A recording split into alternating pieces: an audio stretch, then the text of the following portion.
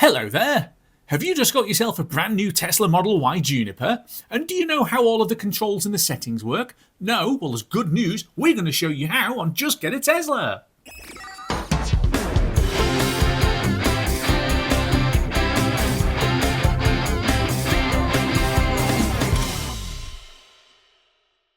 So if, like me, you have just got a Tesla, you got a new Model Y Juniper, well, first of all, congratulations, you just bought the best car that there is. But if this is your first Tesla, or better still, your first EV, there's probably a whole load of questions that you've got about what it is, how it works, and some basics about setup. Well, if that's the case, this is the right video for you, because I also have just got a brand new Juniper. So I'm going to show you all of the settings, all of the features, or at least as best as I can, while I'm parked up here before it starts raining again, and show you basically how it works. So the first thing that we should talk about are keys. When you buy a Tesla, you get one of these, which is a little keycard wallet that's got a pair of RFID cards in it. And this is the way that you can access your Tesla with one of these. Right? You can access your Tesla if you don't have any other keys on you, and that is basically by going up to the pillar here and the car unlocks itself, and then the same thing in reverse if you want it to lock again. But most of the time you're going to be using your phone as a key, and your phone will be set up as a key, hopefully, before you actually drive away with the car once you've collected it. Once you do that, then as long as you have your phone on you and it's got Bluetooth turned on, then simply open the door and it unlocks itself. While we're talking about doors, and I know this is something that gets a few people a little bit anxious, and they really shouldn't be. This is the way that Tesla do it door handles. It's very smooth and aerodynamic, and the simple thing is everyone has a thumb. Put your thumb in the wide bit and just pull it open like that. It's that simple. It's not something that really needs explaining. Thumb and it just comes out.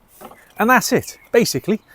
And that gets you inside your brand new Tesla Model Y Juniper. And when you are inside and you don't have your phone on you for whatever reason, or your phone is playing up, and you've got the key card, the place that you want to put it is basically down here. If you do that and put your foot on the brake, then the car starts. That place there, just behind the cup holders, is the sensor. So put your key card down there and the car will power itself on. While we're talking about powering itself on, now that we've done so, you can see there are very, very, very, very few controls inside a Tesla. Physical controls anyway. Practically everything is on the screen.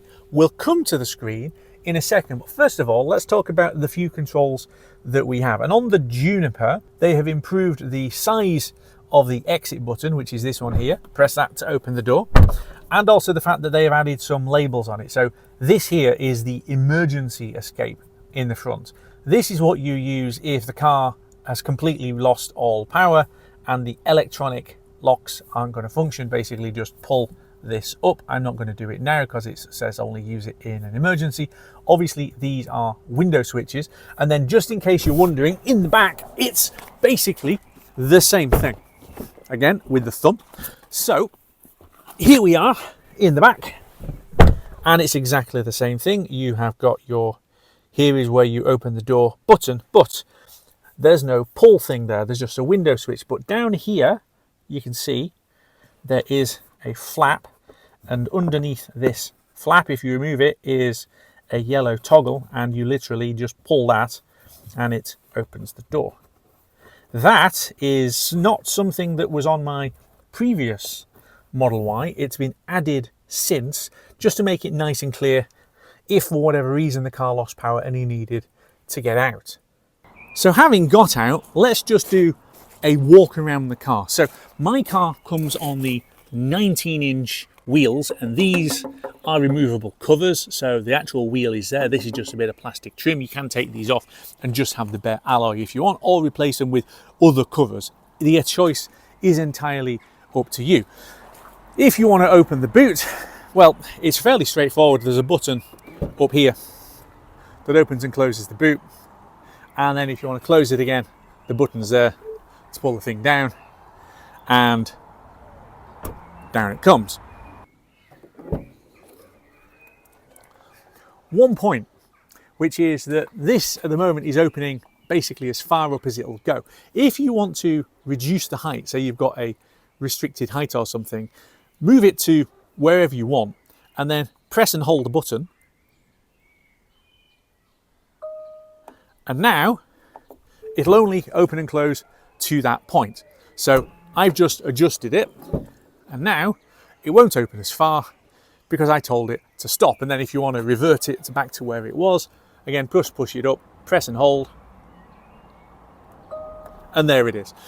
The good thing is, because this has had a complete redesign versus the previous car, you've now got these lights down here so that when the boot is open, there is still rearward facing light. That's important. You've got this additional piece of plastic which is now filthy, having driven mine back from the dealership.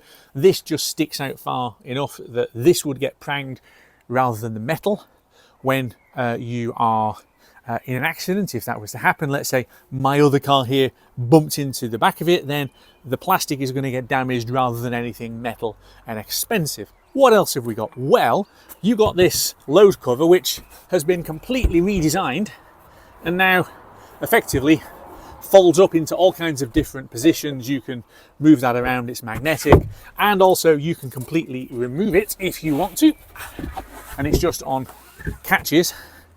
And here's the thing, this is something that we've been waiting for a little while, which is that if you go, hold on a second, under the floor here, this opens up, so you've got all of this space.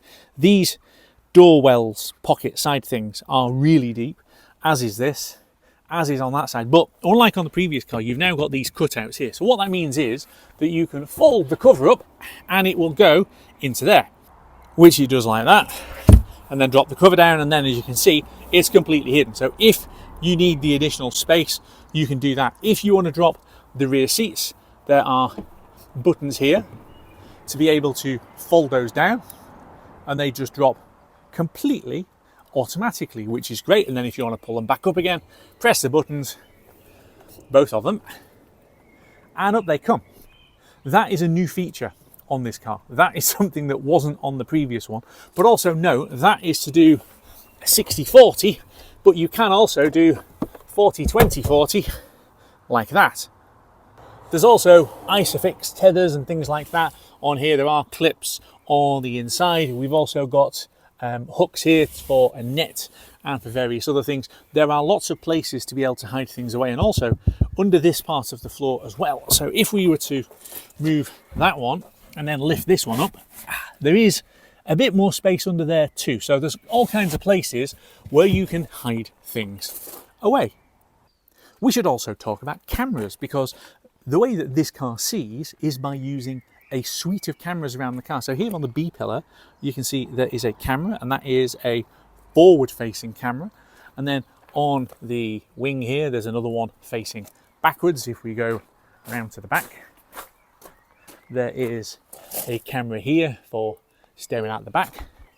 And then when you go down here, there is a low down camera, and there's another 3 up on the pod. So you've got narrow, medium and wide angle up there. You've got a low down one, and then you've got the 2 that are on the side. Also, while you're around the back and you want to open the thing, literally stand here and wiggle a bit, and then the boot opens itself. That's quite handy if you've got shopping.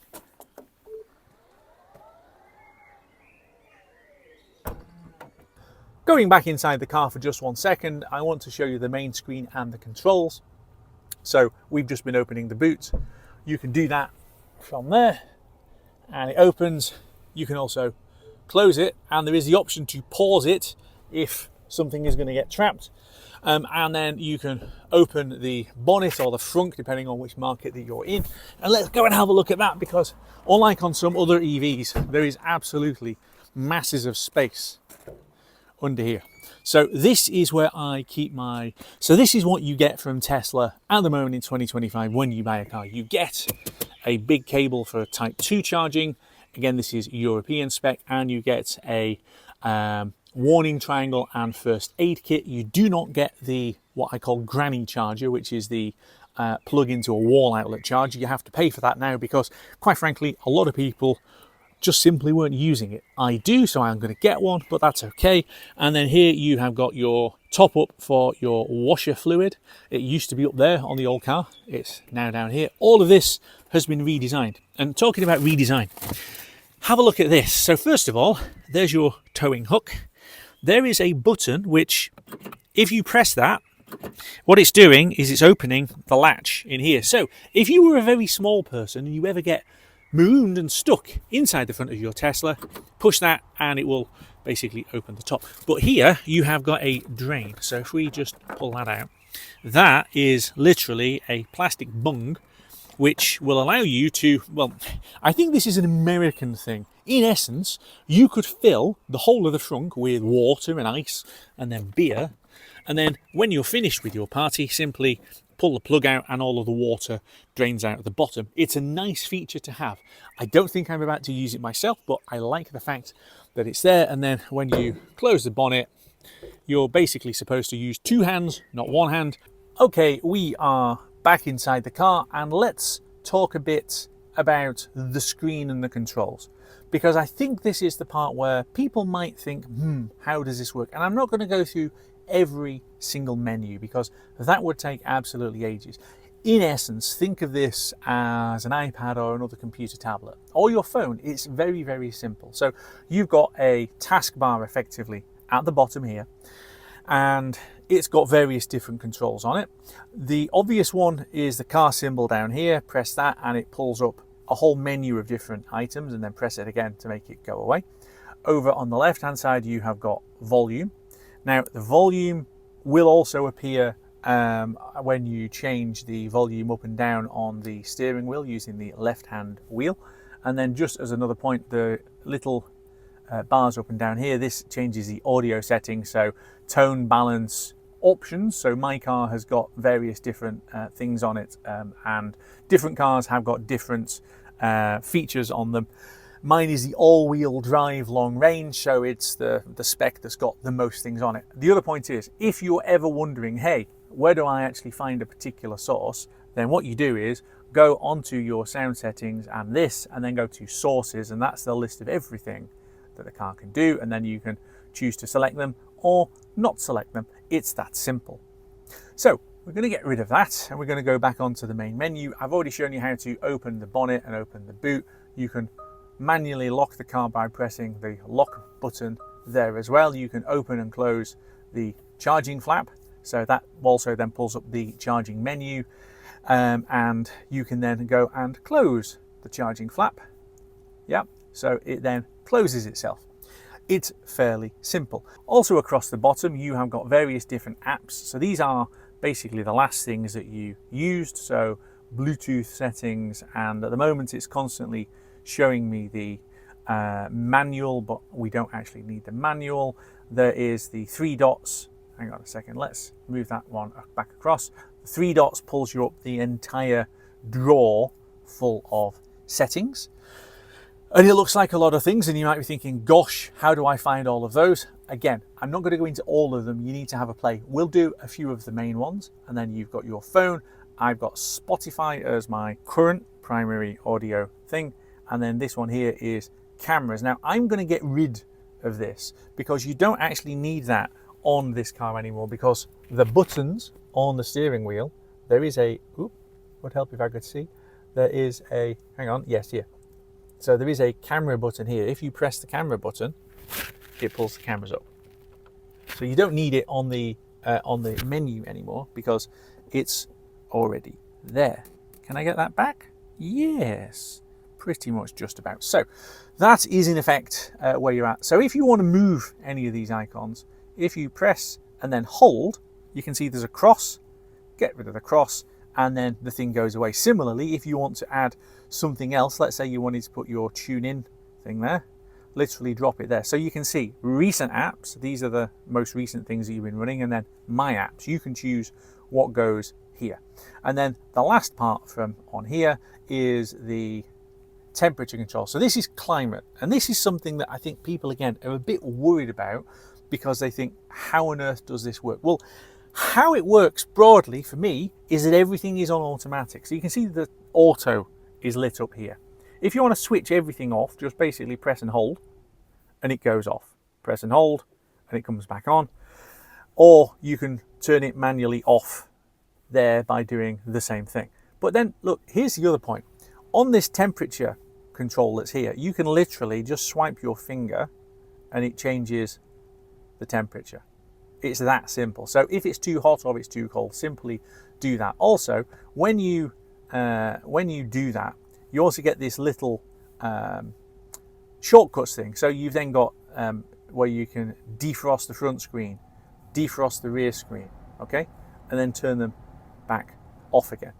There's also auto modes. So you've got auto here on seat heating. I just leave that on. Auto here on the steering wheel heating. I just leave that on. Auto on the passenger side. This is really good. This car is uncanny with how it actually distributes heat. And if you're unhappy with the spread of the heat, so let's say we want to change these ones over here, literally just move your fingers and it changes the airflow, narrows it, raises it, lowers it, whatever you want, okay? You can change that to whatever you want.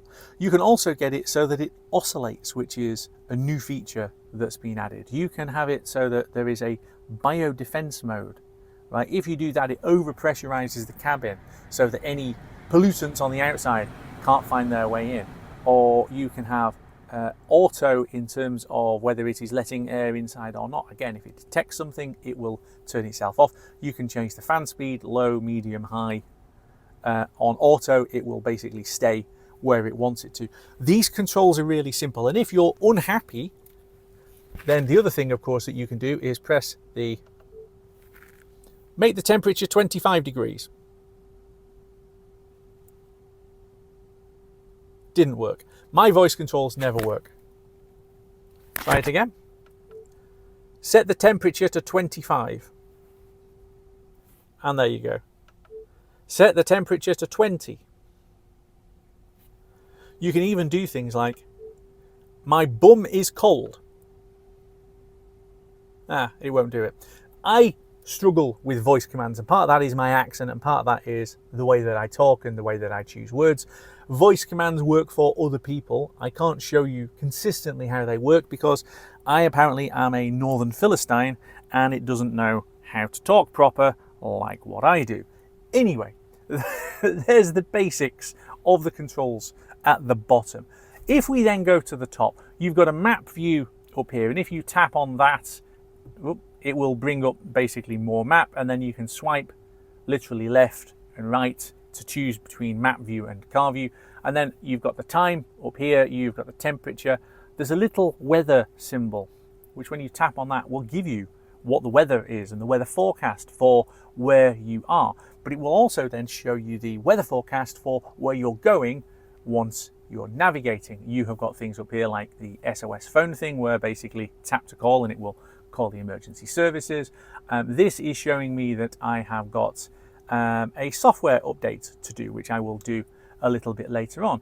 The symbol here shows you that you're turning sentry mode on and off. We'll come to sentry mode in a second. And then the other point up here is there is a name, and that should be your name. If my name is showing in your car, something has gone wrong.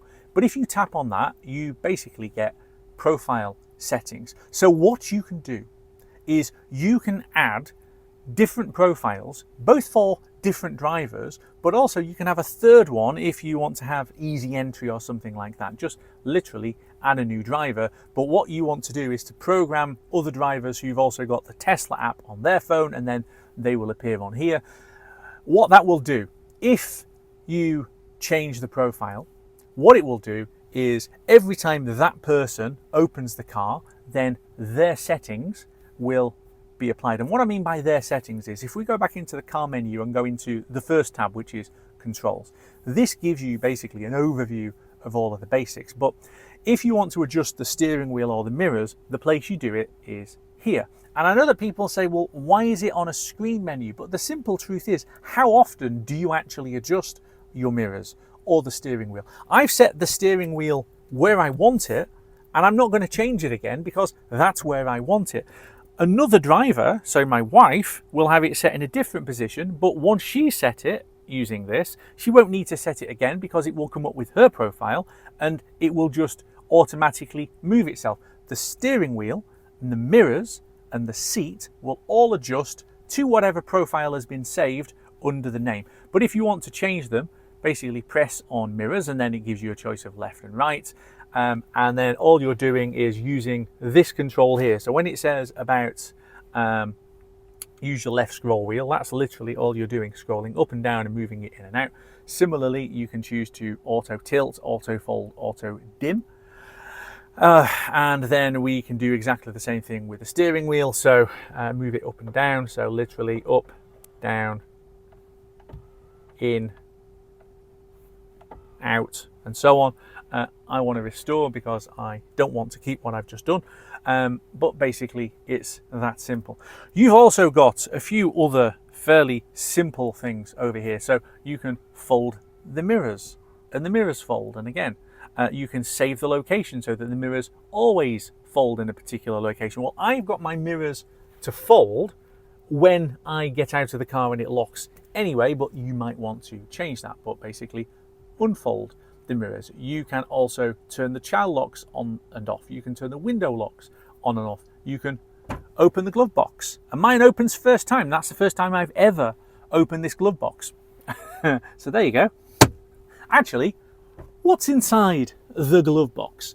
It's probably a valid question, isn't it? So we've just bought a Tesla, and what have we got in there? What have we got in there is not a lot. There isn't really a huge amount of space. There is a USB stick for Sentry mode in the back there, and that's about it.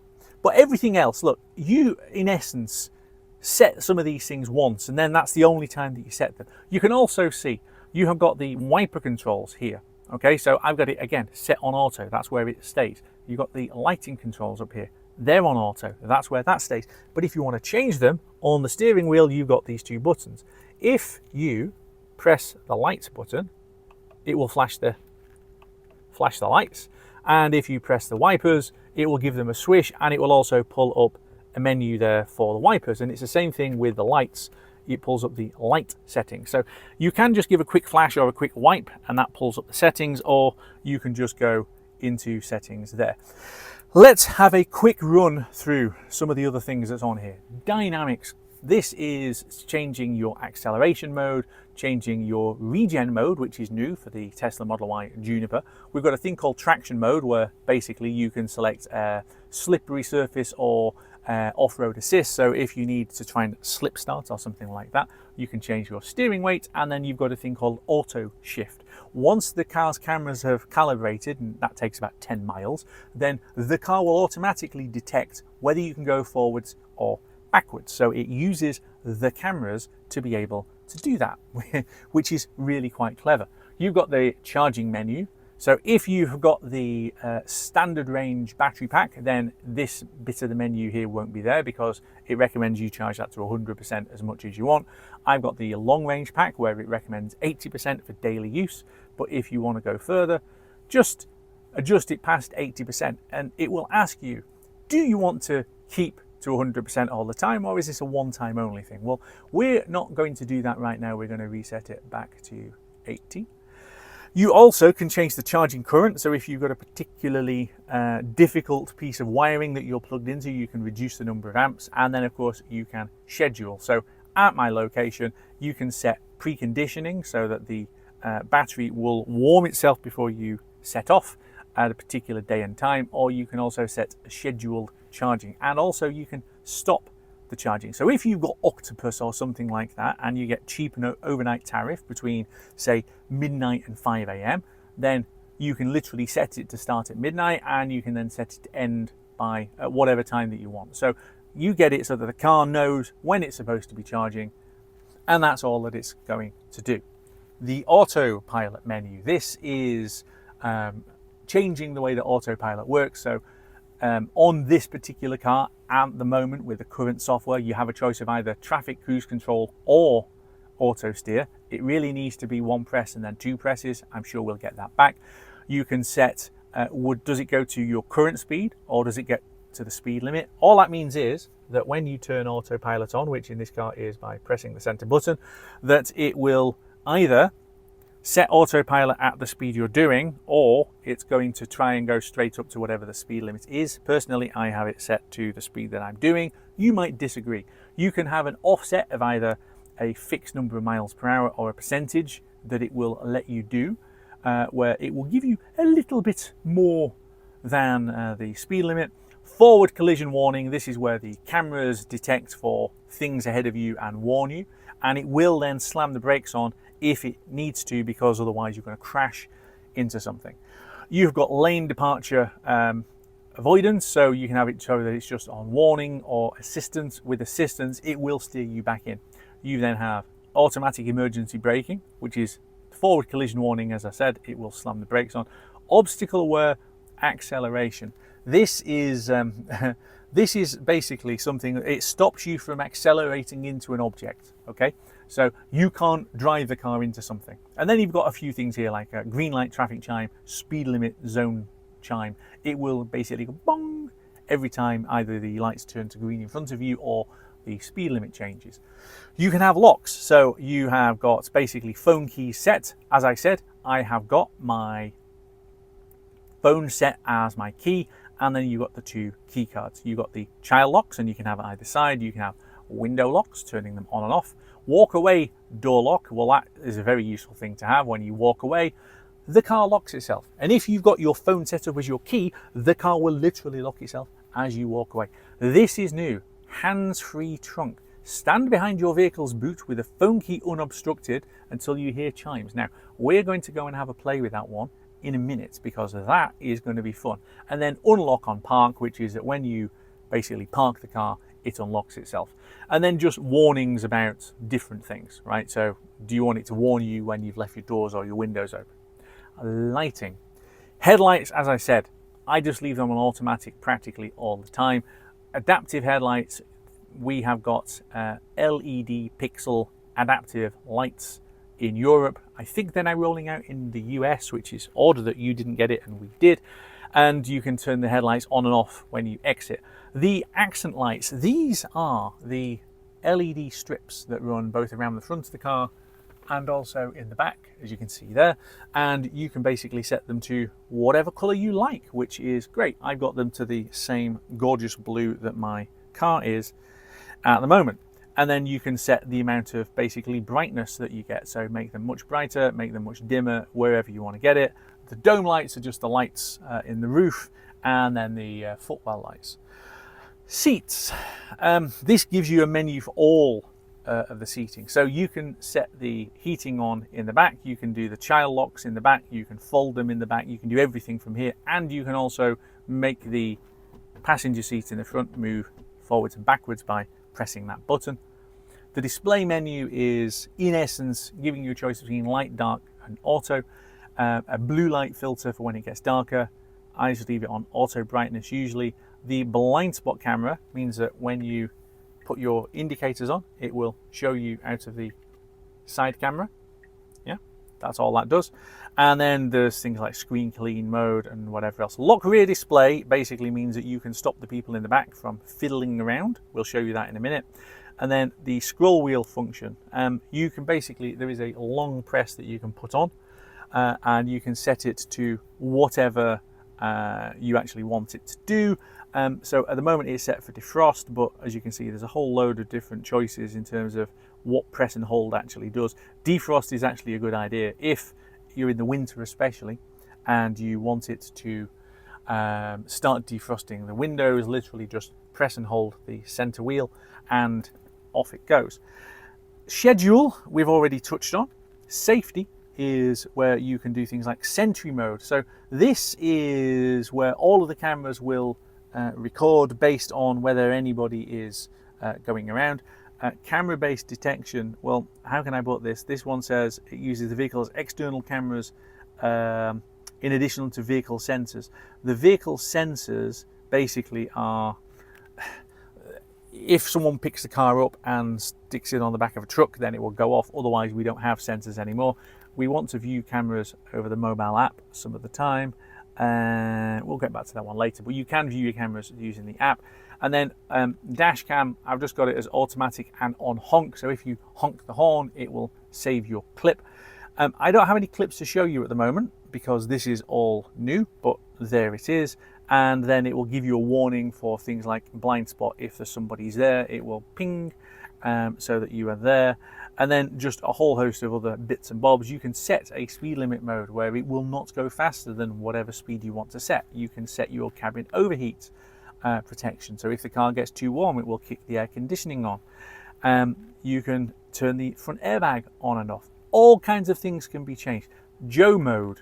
If you're wondering what Joe mode is, there was a guy called Joe who wrote into Elon and said, hey, can we please get it so that we can reduce the number of warning bongers because it was keeping his kids awake, and that's called Joe mode after him. There's a service mode where it pulls up the PSI of the tyres, and then you can do a variety of different maintenance tasks and things in here. Now, you see the blue dot on there next to maintenance. The blue dot is there where something new has been added on the software. So here we are with software. So my car's done 52 miles since it came out of the factory, but I have got a software update ready to go. So that's going to install itself one time, parked up and not doing anything, and then you can choose how quickly you get the updates, and then some privacy settings and some other bits and bobs. Navigation. This is where you can choose the voice and basically trip planning and various other things. You have got numerous trip settings. You can basically just hit reset if you want to reset any of those. You can rename them to whatever you like. They are really useful. And then it shows show in trips card. The trips card is over on the right hand side. So it will show your media source, show your trips card, and it will show your tire pressures. Or you can swipe the thing down and get rid of it and then bring it back up again. Whatever you want to do, it's a really useful thing to have. Wi-Fi and connectivity, this basically just shows you we need to connect to Wi-Fi still, the car is brand new. Bluetooth shows you which different things you've got, and then upgrades, you can add things to your car like premium connectivity subscription. We don't have that at the moment, but we could go and add that on. And that is basically it for the screen menus. It's that simple. And then I suppose we should just touch once again on the steering wheel. So that's flash your lights and pull the lights menu up. That is to make the windscreen wipers come on, but it's on auto most of the time. When you press that, you can then also adjust using the scroll wheel, and it will adjust the settings, but again, leave it on auto and press and hold to make the washers come on. Okay. And this one is up, down, left, right for various things. Usually this is media, press to make it come on, press to make it go off, and then volume up and down, and then left and right to advance the tracks. And then over on this side, this is autopilot, press to switch it on, and then going up and down for your speed. This is to turn the cameras on, and this is voice controls. And that's it. It's really, really, really simple. Look, there's a whole load of other things on here. There's all kinds of apps and different settings and games and other things. You can go into arcade and there's a load of games and things that you can play if that's your thing. You can go into theatre and you can watch me on YouTube or Netflix, or you can, I think there's other things that you can add in.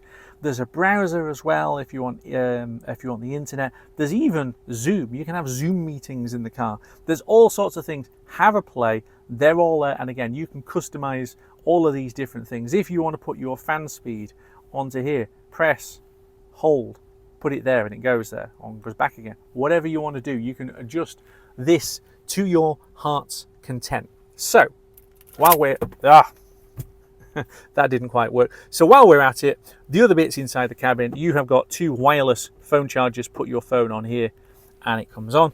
You have got lovely scratchy textured plastic, and inside there is a massive cubby. The 12 volt socket, by the way, is down there now. It was inside the armrest on the old car. It's now down there. And again, you have got a light, you have got a cover for the cup holders, very posh, and you've got a massive armrest with a huge amount of space. You can buy accessory trays and things for all of these. There's one thing that I appear to be missing, and that is there are no USB-C holes on here anymore, at least not ones that I can find. And I thought that there were.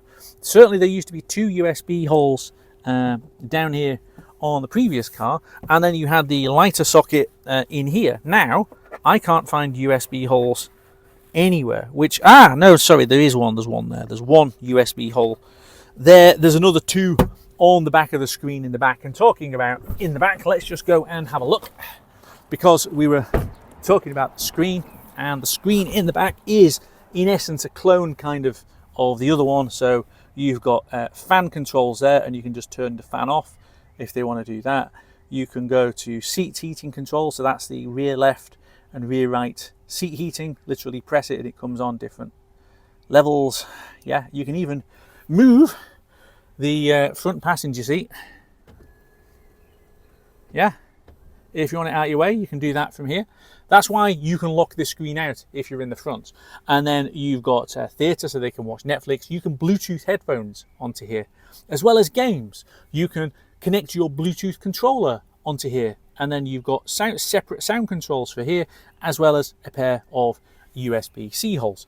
You've got these really quite nice, heavy weighted flaps on the back of the seat, and then in the back you have got an armrest. Literally just pull that down, plenty of room, cup holders, nice and simple. And then what else is there to tell you?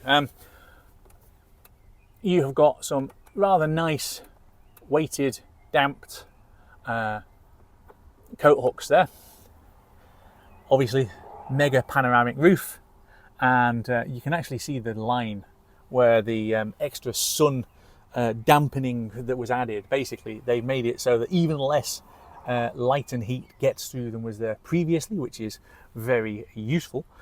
So if you actually want to drive, put your foot on the brake, and it tells you to fasten your seatbelt, and then basically in this car you can swipe forward to go forward, swipe backwards to go backwards, and it puts the cameras on. Press P in the middle if you want to park, and that's it. It's really simple. And of course the other point is, while we're doing this, let's stick the camera down here. So we have got a nice footrest over here, we've got a throttle pedal, and we've got a brake pedal.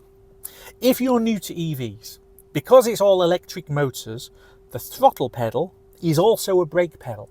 The way that it works is, while you're driving normally, you put your foot down and do this, and the car goes forward, and then you ease it back a little bit, and the car slows down.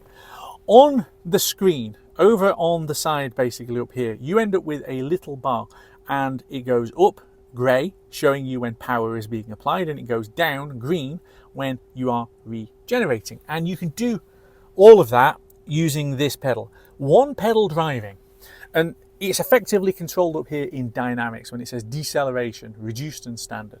If you go to reduced, then the car is going to roll a lot more. If you go to standard, then in essence, when you're lifting your foot off the gas, then it starts regenerating power back into the battery, and that slows you down. The great thing about EVs, once you get used to it, is that one pedal driving, and I do mean one pedal, this will hardly get used at all. You do everything through your right foot on the throttle pedal, and you are speeding up and slowing down and doing everything with this. The brakes hardly get used at all. It will scrub the brakes for you a little bit when you're going fast down the motorway, just to make sure that you're not getting them rusty. But in essence, one pedal driving is the bit that if you're new to EVs, and especially new to Tesla, this is going to be a revolution to you, far more than you think having to use everything on a screen will be. And here's the other thing, right? When you actually put the thing into drive mode, okay? When you put the thing into drive mode, I guess just go forward. You see the screen, right? I've got the speed there. That, people say, oh, it's in the wrong place. Well, maybe it is, maybe it isn't. But look, I'm staring forwards here, and I look down. If it was behind the steering wheel and I'm looking here, but it's just over here, right? It's within my field of vision, and it's a really big number. I've not had an issue with the speed being there at any point. And then you get the speed limit here, okay? And the little symbol on the speed limit sign shows you basically that it's going to announce when the speed changes. It doesn't tell you the speed, it just goes boom, boom, things like that. Okay, it's very simple. And then you get a warning thing here for seatbelts. Swipe that away, and then you've still got your usual tiles. Let's show you how to use navigation on the car. So if you click up onto the map and go to navigate, you can search both for existing places that you've been, or you can tap and type in where you want. But we're going to go for somewhere we've been recently, which is the Tesla Center, where we picked the car up from. It will show you basically a choice of routes, and you can click on the different routes and it shows you how long that's going to take. It tells you what time you're going to arrive, the weather, how far it is, how many minutes that it's going to take you. And then you've got this little arrow here which shows you basically how far along the route that you have gone. And then click down here with the 3 dots and you can basically edit trips, add stops, various different things. Setting arrival energy is quite useful. So if you need to retain some power when you get there, you can basically just adjust the slider, and if it's going to do supercharging, then it is going to change that as you go. So what we're going to do is, let's clear this trip and let's go somewhere a little bit further on. So we're going to go to, where are we going to go to? Glasgow. Okay, we don't have enough charge to get to Glasgow, so it is routing me via the Aberdeen supercharger to put more power into the car. So it's saying there we're going to arrive on 10%, but again, set arrival energy, and then you can tell it how much you want to arrive on. If you want, say, 60%, hit save, and it will recalculate the route again with charging, and as you can see, it's added another supercharging stop. While you're en route somewhere, if you tap anywhere on the map, you get this menu. Click on the little charging icon, and it will give you a complete list of chargers, both superchargers and basically anybody else's network. So if you tap on the single one there, it will basically then show you, it's only showing me superchargers. That's interesting and new.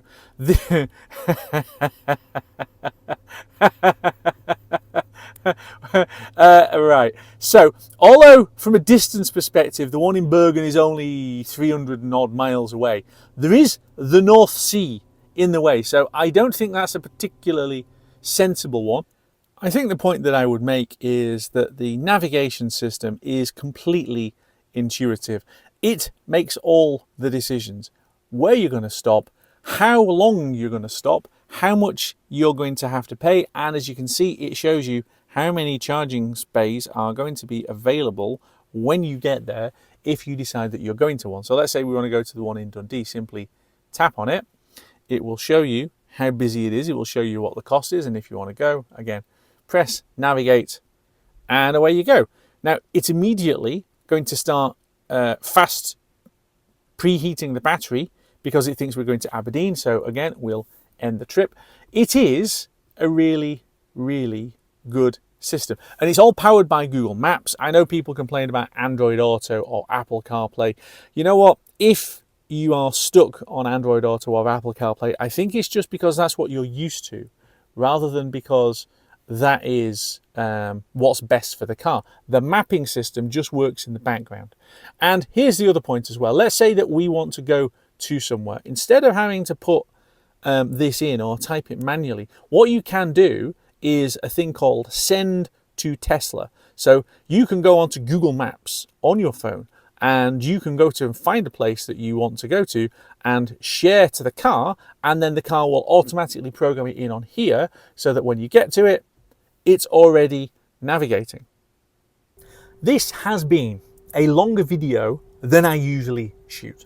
So if you're new here, don't worry, there's been quite a lot of me prattling on this video because I'm showing you controls and settings and all of those other kinds of things. If you want to see me actually driving the car, well, you're going to have to make sure that you've liked and subscribed and hit the bell icon, and then you can see next time that I'm actually driving the car. I set the cameras up, we go and record, and we go and have a lot of fun. So if you want to see that side of things and just how good this car actually is to drive, then make sure that you have subscribed and you come back here, because I will be doing that very soon right here on Just Get a Tesla.